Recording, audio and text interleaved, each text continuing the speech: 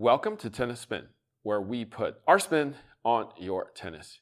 Guys, do you have a one-handed backhand or a two? If I said you had a two, I would probably be, I would say 90% correct. So I fear, will a one-handed backhand be extinct soon? Stay tuned.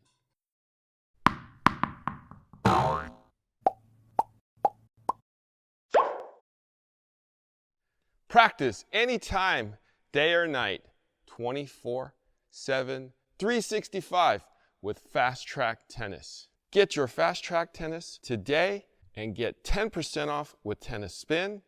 Link is below. And get your tennis on the FastTrack.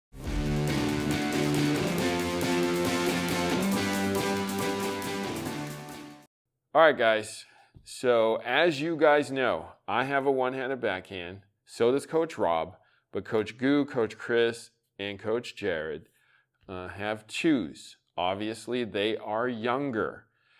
Who in the pros that are good, or in the top 100, let's say, have a one-handed backhand? I mean, everybody thinks of Fed, who's retired now. Maybe Stan, who has a great one. Dominic Thiem, who's retired now. Yeah, it's getting tighter and tighter, right? There aren't many out there. Will it be extinct? We're going to discuss that today. Stay tuned. All right, so I got Coach Rob with me. You and I, of all the coaches, are the only ones with a one-handed backhand. You mean, so you're saying we're old? But that's funny, but it might be true. Now we are old. Right. That's true. Is that why, though, that one-handed backhands are becoming less and less and maybe becoming extinct at some point? Is it because the kids start off with a two being taught by somebody with a two?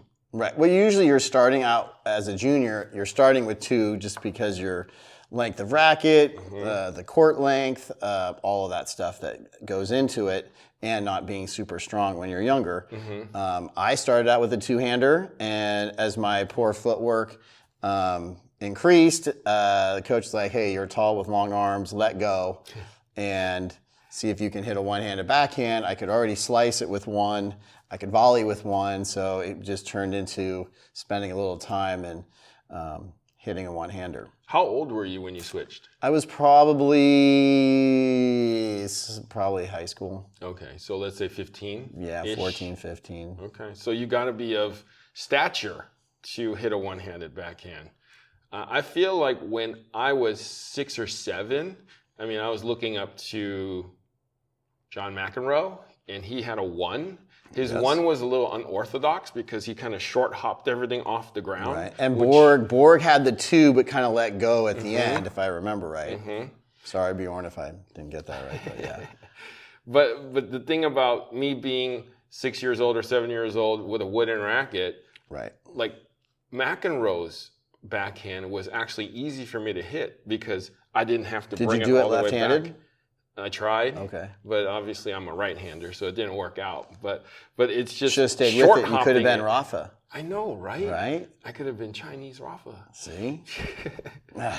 Damn, I missed my calling. But it would have been hard being Rafa with a wooden racket, though. But because McEnroe strung it so loose, he kind of just pushed it to where it needed to go. Because he's trying to make his way up. Well, he had so much control, and that was the style of play we both grew up watching and playing. Was more the surfaces were fast, more focus was coming to the net. You didn't have crazy polys where you could, get massive spin. Right. And so the game was flatter. I wouldn't say slower, but flatter. Right. Like the balls didn't bounce crazy high over your shoulders. Right. As you got older, you were able to take the ball earlier. If you did play somebody that looped it, you could move around it and try to keep the ball back in play, or you would come in and volley it so you didn't get into those long rallies.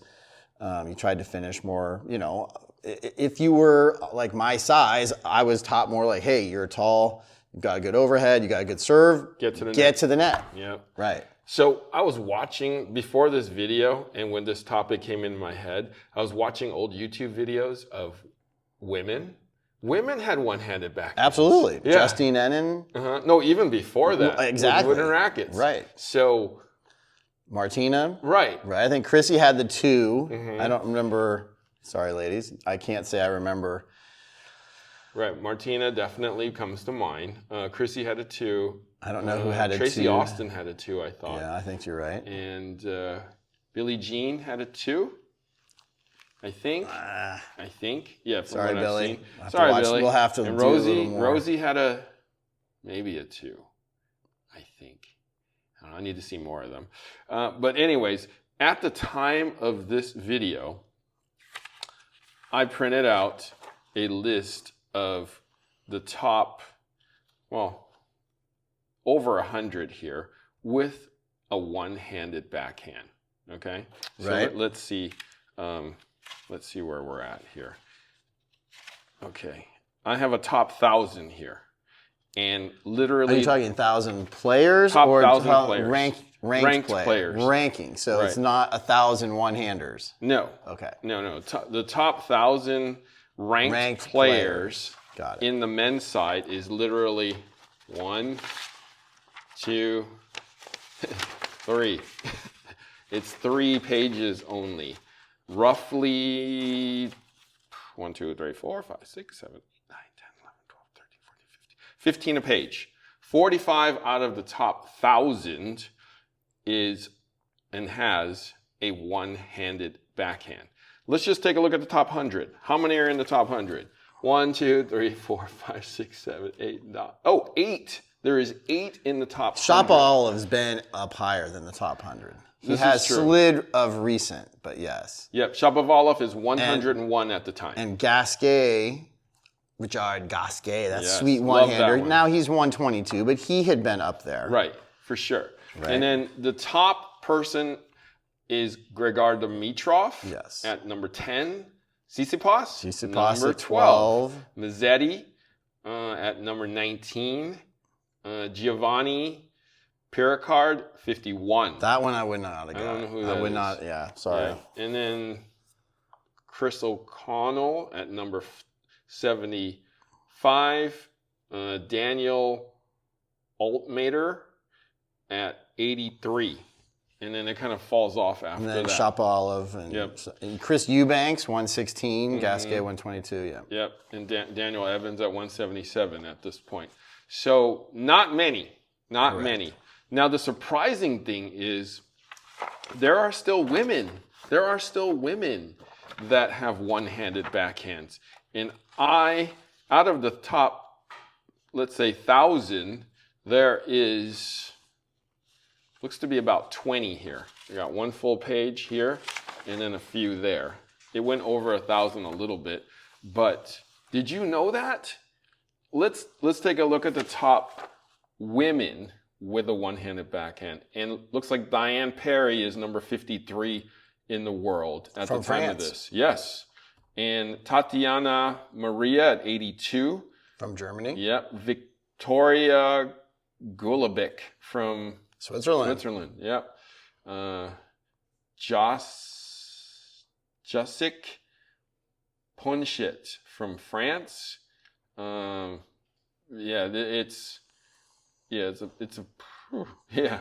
many are in the top 100? There's 3. Just Diane Perry, Tatiana Maria, and Victoria Golubic. That is it. Do we even know of any of these people that have been on the mainstream television-wise? No. No. So I think on the women's side, it's slim. My guess is on the women's side, it will be extinct first before the men. Do you think in one more generation that we will still have a one-handed backhand on the women's side? One generation. I think it'll be still obviously an opportunity for it to be there because of the volley with one hand, slicing with your backhand with one hand. So those, maybe, who knows? How's the game going to change? Is it the surfaces going to go back and be faster where coming in is more of an advantage? Yep. Who knows, right? How the pendulum's going to swing. But yeah, there's not a huge chance that it'll still be around. So I talked to a lot of players that have twos that are pretty good. And when they see a player with a one-handed backhand, they're like, I'm going after that. I'm going high and heavy, and I'm just going to keep pounding that one because it'll eventually break down. Is that one of the detriments of having a one-handed backhand? Getting the ball up above the shoulder is definitely hard. Mm-hmm. So either you have to take it early, slice it. Those are all, challenging to do. Right. Or you got to be really fast and move around it and leave the forehand side open to try to entice them to hit it to your, forehand side. Right. And then you're going to run. Right. So if you're in a baseline rally, that's something you have to watch out for. And then return a serve. Liability. The return a serve is the serves are coming so fast now. There's some times where I've gone just not planned it, just went back to OMG and grabbed it with two hands and went back to like I'm 12 and hit things coming so fast. Right. And I was like, oh my God, what am I doing? But right. I was like, I wasn't. Bracing for impact. I was bracing for impact, hoping not to get hit. Right. So see, that's the thing. One-handed backhands have disadvantages, and those are it. Return a serve, right? You got to get the rally going. And if you're constantly just doing this, kind of slicing it back, right, that means you're going to put it in play, and the next shot is definitely going to be an offensive shot on the other end. So you're kind of immediately on that defensive. Right. You can't, unless you're that good and you can time it just right to kind of send it where you kind of immediately take the offensive, you're going to be on defense 90-something% of the time. It's just how it goes. Yeah. And that two is just more stable. I'm trying to defend a one-handed, but there's just so many negative points to it. There's some good ones too, but reach. Yeah, reach is number one. Yeah, reach is number one. And then teaching a one-handed is a little more complicated, I think. I've never actually thought about this, but a one has many more moving parts, I think, than a two. Because, the elbow, the shoulder turn, all the timing of it, where it needs to bounce for you to kind of catch it just right.